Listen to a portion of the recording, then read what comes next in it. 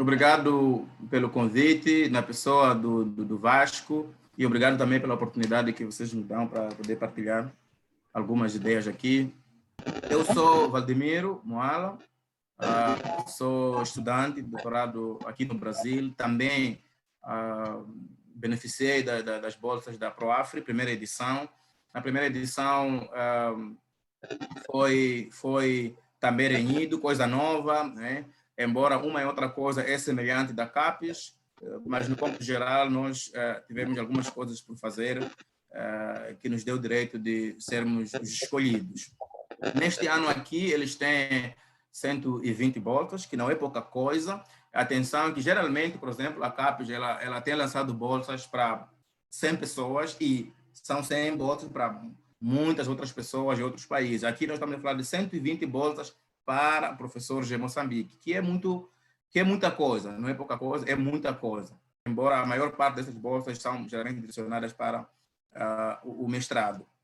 Eu trouxe aqui a data limite só para lembrar aquelas pessoas que estão a programar se inscrever para essa bolsa, tem até 30 de abril para fazer o mesmo. Bom, como eu disse, a primeira edição, eu vou tirar esta aqui, a primeira edição foi essa, que houve uma colaboração entre o Ministério da Ciência e Tecnologia com o Grupo Coimbra de Universidades Brasileiras, junto com esse programa do ProAfri 2018, em conceder bolsas de estudo para alunos em Moçambique. Então, a meta principal, né, era de, primeiro, expandir o acesso, né, expandir o acesso para os estudos de mestrado e doutorado, no caso, e também melhorar a qualidade de ensino universitário no país. Como nós todos sabemos, existe um plano de formação quase em todas as universidades, mas não é fácil efetivar, porque o governo não tem dinheiro disponível, por exemplo, para custear bolsas a todos os professores. Daí que cada professor é obrigado a ter que procurar as suas bolsas da sua maneira e comunicar à universidade que conseguiu, e aí seguem-se os outros passos. Então, tivemos a sorte, na primeira edição, de sermos nós, Moçambique, a pegar a primeira oportunidade, e muitos colegas, acho que tem alguns colegas que também fazem parte do ProAfri, se calhar poderão também dar o seu contributo, que são coisas mais importantes a serem faladas. Bom, na segunda edição, que é essa, há uma contradição. Naquele panfleto que eu mostrei, está 120 bolsas, mas quando tu vai lá no sistema, encontra 130 bolsas. Né? Mas a ideia geral é em torno disto. Na primeira edição, acho que foram 160, depois acho que entraram apenas 120 e tal, dos quais as 40 e poucos eram 20 e pouco, né, doutorado, o resto para mestrado. E aqui estão divididas também em números. Então, esse grupo está afiliado com 25 universidades até agora, em 2018 parece que eram 23, e qual é a ideia deles? Eles entram em contato com as universidades e as universidades oferecem disponibilidade de acesso aos cursos, né? Por isso que há alguns cursos, por exemplo, que na primeira edição não estavam lá patentes, neste ano já estão lá, há alguns cursos que foram removidos, isso depende muito da disponibilidade que a própria universidade tem de conceder bolsas, né? De conceder espaço para que receba os alunos. Isto é uma vantagem. Por um lado, pode ser uma desvantagem, por exemplo, quando falamos de há um curso que tu quer, mas não está aqui. Ou seja, nos condicionam a encontrar dentro desse leque de cursos que eles oferecem aqui, para que a gente possa, então, escolher. Isso já é uma desvantagem, porque às vezes encontra cursos que não era aquilo que tu gostaria, diferente, por exemplo, de outros programas que antes você procura a universidade sozinho, você pede a carta de aceito sozinho e por aí fora. Do outro lado, eu vejo vantagem, porque se dar o caso de tu encontrares uma universidade e um curso que é do seu agrado, já não é da sua responsabilidade, por exemplo, falar com o programa, falar com o professor para te receber e passar por uma carta de aceite. Assim que passarem todas as fases de avaliação, e tu fores selecionado, começa o processo, por exemplo, para a integração. E esse processo de integração parte do princípio que eles encontram um supervisor para trabalhar consigo, lembrar que você tem 3 textos que deve submeter, e um dos textos é o projeto, que é a coisa mais importante que nós vamos discutir aqui.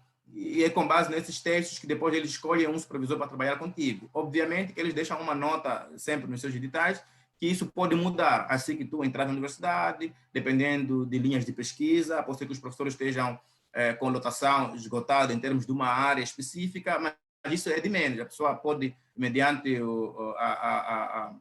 o acesso à universidade, criar oportunidades de estudar outras coisas dentro do curso que a pessoa escolheu.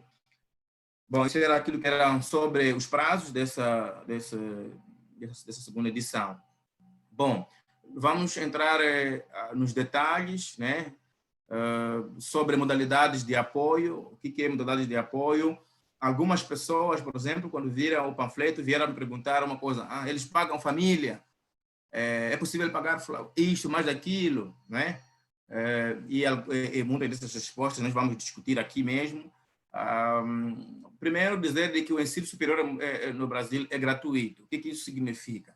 Significa que não temos como aquele sistema que fazemos, por exemplo, estou a falar ensino público, né? Não estou a falar ensino privado, estou a falar ensino público. Diferente do que nós fazemos, por exemplo, nós concorremos à UEM, à UPE, né? E depois pagamos alguma mensalidade para poder contribuir. Aqui já não, é gratuito. Mas o que acontece para a pós-graduação, mesmo para a licenciatura, tem pequenos incentivos que eles, por exemplo, chamam de bolsa de iniciação científica, que os chamados PIBICs. E para a pós-graduação existem bolsas tanto para o mestrado, doutorado e pós-doutorado. A PROAF apenas está a oferecer bolsas para o mestrado e para o doutorado. Estas bolsas, elas seguem um critério da CAPES.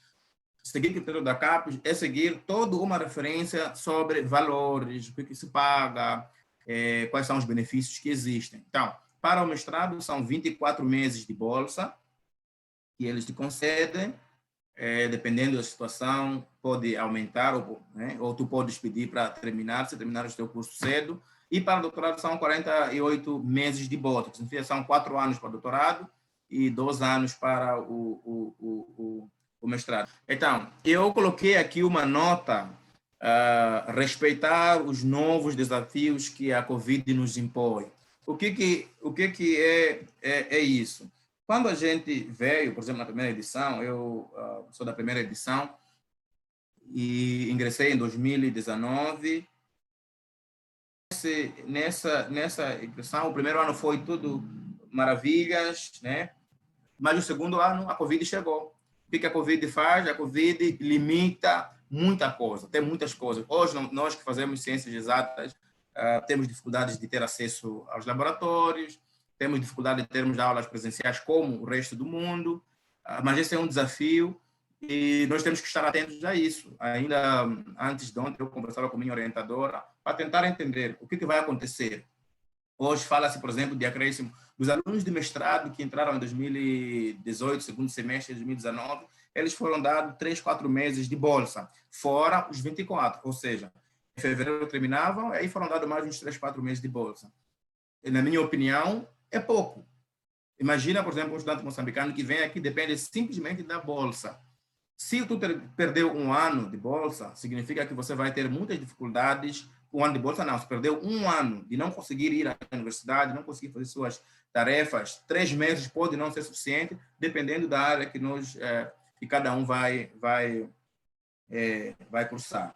Então, dito isto, cada aluno tem que estar ciente de que há desafios que vão ser impostos no final do seu curso. Então, quando a pessoa vem para aqui, tem que saber que vai chegar aqui, vai ser imposto a aulas não presenciais, vai ser imposto, por exemplo, a ter dificuldade de ir ao laboratório, e isso pode criar problemas no final do curso, ser dado apenas 3 meses de bolsa, quando acabar, como é que vai? Se não terminou os estudos, como é que vai gerir o tempo? Então, tudo isso nós temos que ficar cientes. Para quem vai concorrer à bolsa hoje, tem que estar ciente disso, porque pode vir para aqui, não conseguir dentro de 24 meses ou 48 meses, se a situação da pandemia continuar no ritmo em que está, aí temos que estar preparados para prosseguir com nossos estudos.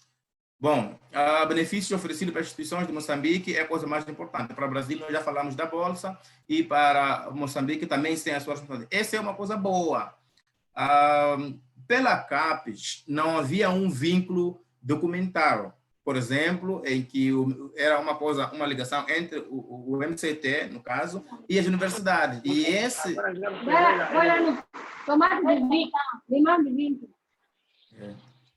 São desafios do ensino remoto. A organização pode gerir isso, por favor? Ou posso continuar? Posso continuar? Organização, posso continuar? Sim, pode. Certo.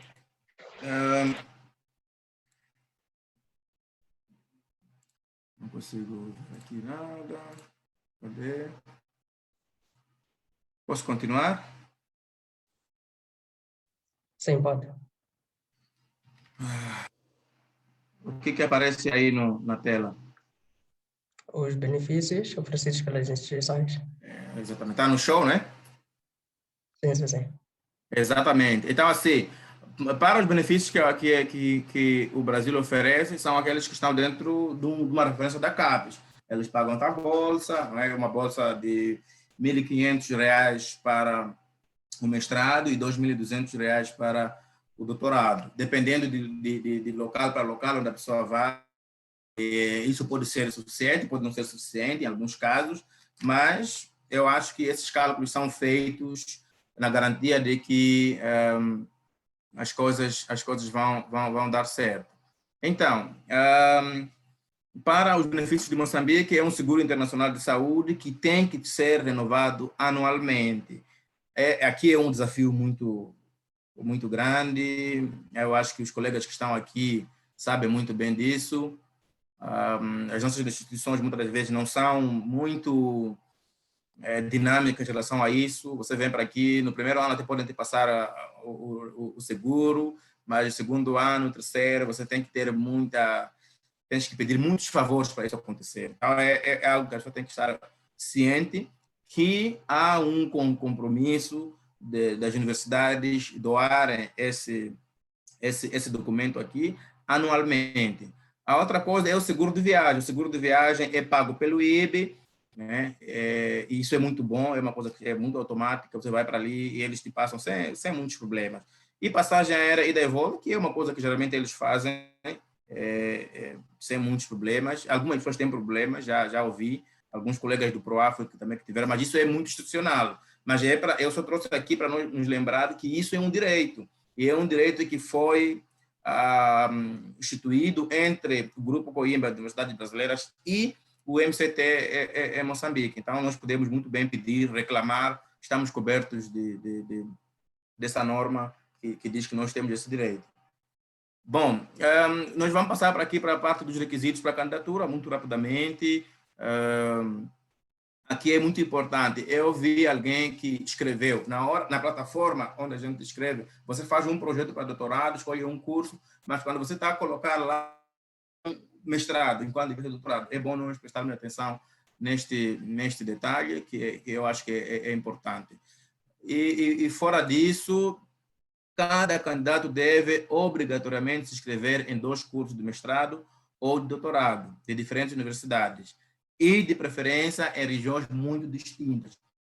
Aqui tem uma orientação muito clara de que nós temos essa possibilidade de fazer isso, assim como nós concorremos, por exemplo, à licenciatura, né? Eles já colocam aqui, já nos orientam a fazer isso, até porque em casos de você pode não ter competências para entrar num curso, se calhar teve mais competência, você entra numa outra alternativa que existir dentro da sua linha, dentro daquilo que você faz. E isso tem que ser acompanhado dos textos, os textos que nós depois vamos falar já mais adiante. Existindo alguma dúvida, por favor, alguma coisa que vocês podem registrar e depois vamos conversar um pouco. Existem essas 2 cartas de recomendação, de preferência de professores universitários ou de outras pessoas que têm um reconhecimento acadêmico ou laboral. Aqui é importante que não seja qualquer pessoa, e não seja só porque é o professor doutor ou porque é um de mestrado, não, tem que ser alguém que está muito alinhado à sua área, muito alinhado, porque não vale a pena, por exemplo, eu estou a fazer genética, vou pedir um professor de direito fazer uma carta que conhece o Valdemir, o que ele vai falar? Muitas das vezes, porque nós não conhecemos muitas pessoas, às vezes vamos procurar um amigo apenas para fazer um texto, e isso pode ser problemático, e há há uma premissa que eles colocam aqui no edital, que o primeiro momento de avaliação é concisão das informações que você coloca na candidatura. As pessoas vão olhar e vão perceber que aqui alguma coisa não está ok. Então, é bom que, quando pedimos as cartas de recomendação, prestemos atenção quem vai escrever para nós, se essa pessoa é da nossa área, tem competências para falar de nós sobre aquilo que a gente quer fazer. Isso é muito importante. E cada uma das duas propostas, nós temos que apresentar 3 textos. Ou seja, aqui tem uma coisa que não aconteceu na primeira chamada. O que está acontecendo? Nós temos 2 propostas, 2 cursos que nós escolhemos. E cada um desses 2 cursos, nós temos que fazer 3 textos. O que significa que são 6 textos. E para nós não foi assim. É uma das coisas que temos que prestar atenção. Para nós não foi assim. Então, cada uma das 2 propostas, que são os cursos que você vai escolher, tem que fazer 3 textos. Né? Que são as especificações, aquelas normais que nós temos quando fazemos um texto oficial. Né? Bom, aqui é o momento importante. Eu coloquei aqui o momento importante, já vamos para o fim da apresentação e depois a gente vai discutir as coisas mais importantes, falando mesmo sem apresentação. Primeiro, é sobre o texto 1. Aqui no texto 1, eu disse que é a parte mais importante. Por quê? Porque nós temos um primeiro momento. O primeiro momento, eles fazem avaliação curricular, documental. Né? E coloca que são os certificados, tudo bem direitinho, dependendo do caso para caso, tem cursos de doutorado que não precisa do caso do mestrado, isso vai depender. Mas todo um conjunto de documentos que foram pedidos devem ser seguidos estritamente. Devem ser seguidos, porque em caso de alguma incongruência ou alguma falta de algum documento, eles automaticamente te excluem. É o momento que começam a excluir pessoas. E você começa depois a perguntar o que aconteceu, pode ser que você falhou. Por isso é bom abrir uma pasta, aquela organização básica, abrir uma pasta e vai fazendo um checklist. Coloquei isto, coloquei isso, coloquei isso, coloquei isso. E no dia de fazer no dia de fazer a submissão, aí você vai controlando se todos os documentos estão lá incluídos. Isso é muito importante. Isso é importante. O que vem aqui nesse texto? Expectativas e interesses acadêmicos.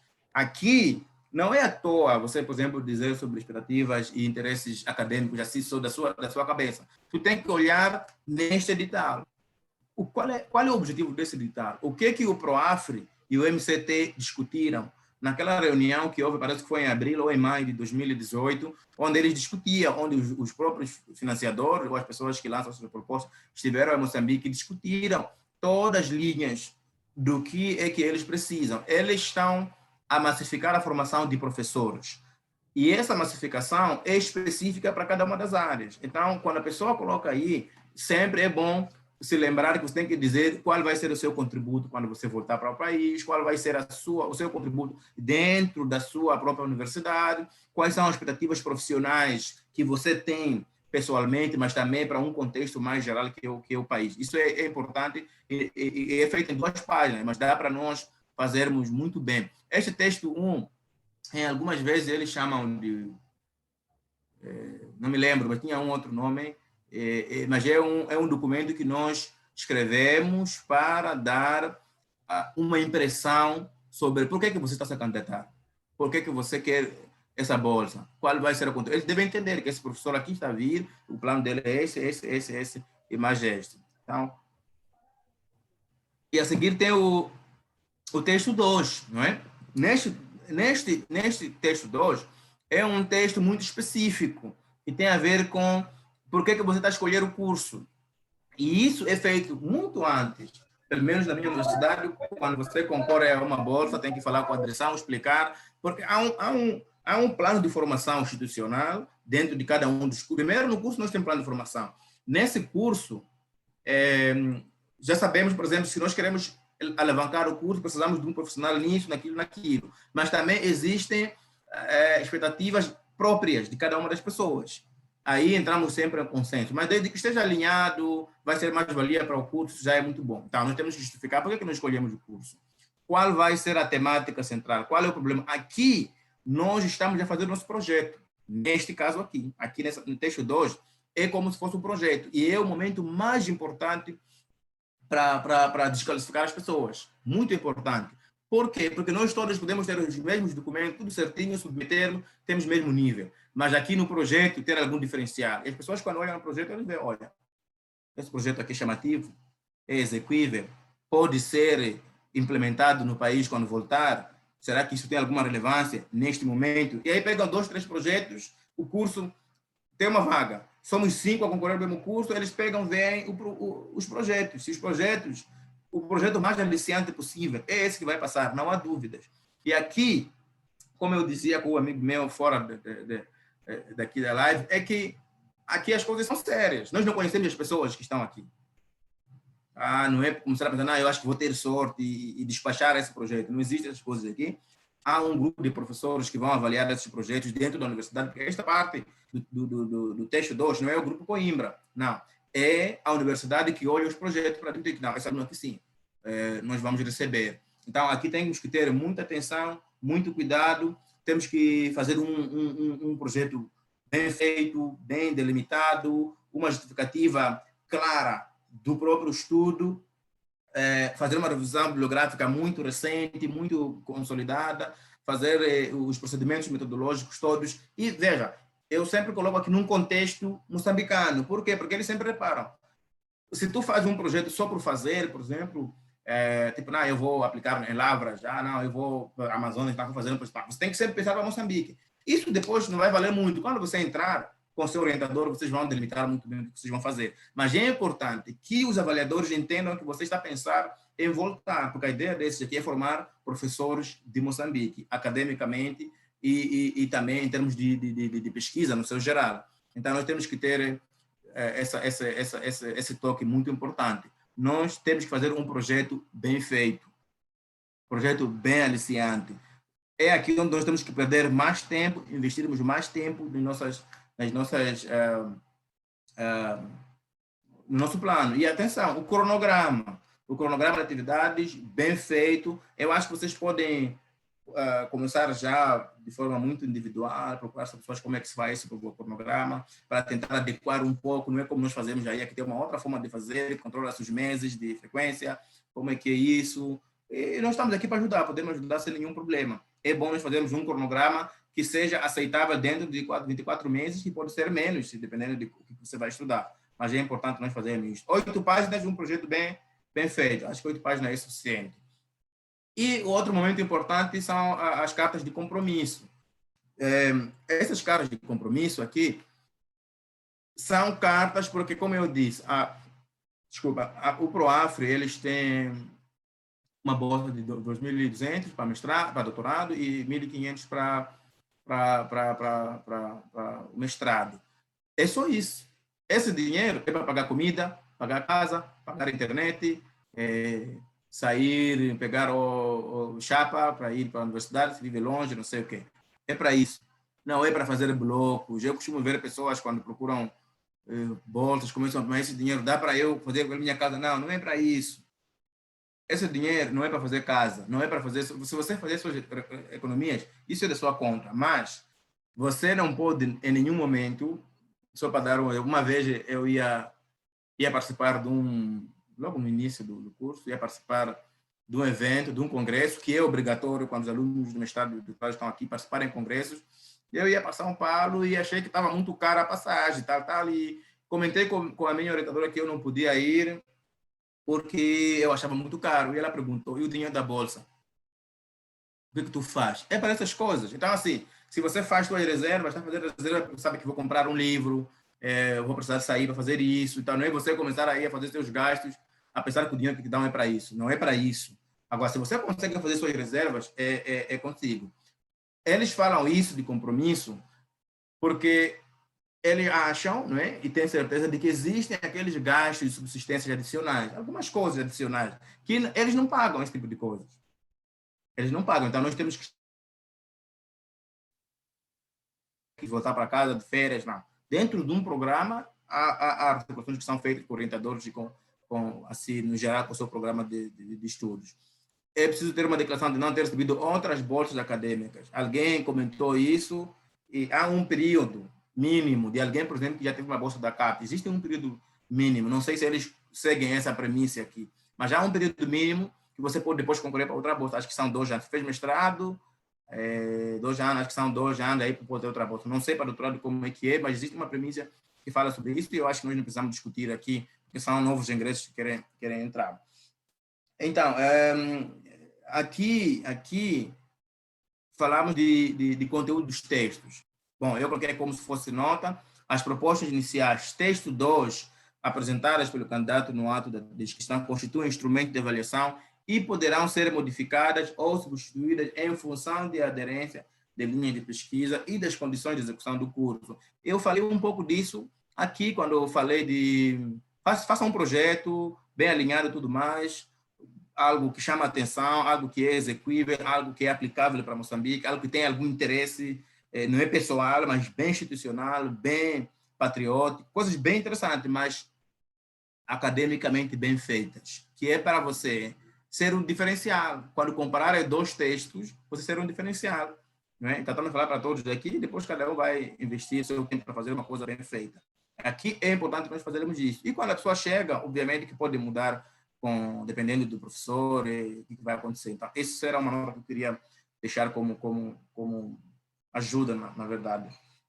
Assim, isto é reclamações mais frequentes, dúvidas mais frequentes. Eu aqui trouxe apenas para fazer um comentário. Muitas das vezes as pessoas perguntam, mas o que eu tenho que escrever? Outras pessoas perguntam, eu não consegui submeter. Eu mesmo, em 2016 ou 2017, quando quis concorrer ao doutorado, não consegui porque eu esperei, acho que foi o último dia ou um dia antes, que tentei fazer a inscrição, as plataformas bloquearam, tudo ficou uma confusão porque fica muito lotado. Então, esses são problemas muito frequentes e eu queria pedir para todos que vão fazer a inscrição para fazerem as coisas com muita antecedência, 10 dias, 5 dias antes já é muito bom. Agora faltam o quê? Hoje é dia 10, né? Faltam 20 dias, é isso? Faltam 20 dias para poder fazer isso. Então, eu tenho os próximos 15 dias para preparar todas as coisas, ficar tudo direitinho e submeter. Agora, o que escrever é muito específico. Aqui tem várias áreas de direito, não sei o quê. Eu poderia apenas ajudar as pessoas que trabalham na minha área, biologia, genética, aquacultura, ciências marinhas no geral, eu posso ajudar se for o caso. Agora, para outras áreas, acho que as pessoas podem também procurar outros colegas que podem ajudar, mas a ideia aqui é fazer as coisas com muita antecedência, não esperar que as plataformas fiquem subcarregadas e fazer textos bem feitos, porque aqui é a coisa mais quente, organizar todos os documentos, mas se não fizer um texto bom para desempatar com outros concorrentes, aí a coisa pode pegar. Então, muito obrigado pela vossa atenção. Era isso que eu queria partilhar rapidamente e o resto a gente pode conversar aqui. Então, obrigado, organização, e a palavra é vossa agora.